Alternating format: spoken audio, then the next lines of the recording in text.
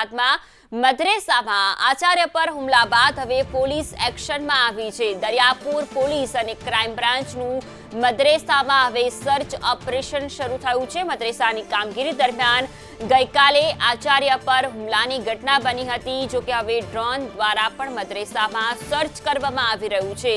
ગઈકાલે હુમલાની ઘટનામાં 2 આરોપીની ધરપકડ કરવામાં આવી છે। પોલીસે હુમલાને લઈને 2 આરોપીની ધરપકડ કરી છે। અમદાવાદના દરિયાપુર વિસ્તારમાં ગઈકાલે આ ઘટના બની હતી।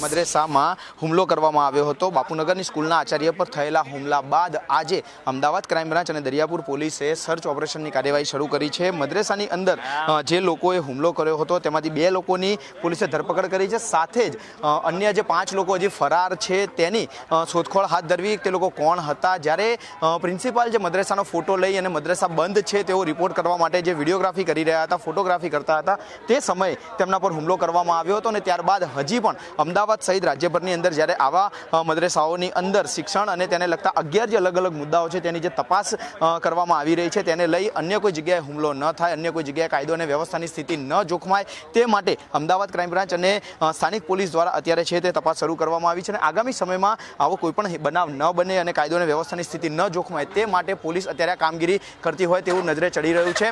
કેમેરામેન સાહા રબારી સાથે જિગ્નેશ પટેલ, સંદેશ ન્યૂઝ, અમદાવાદ।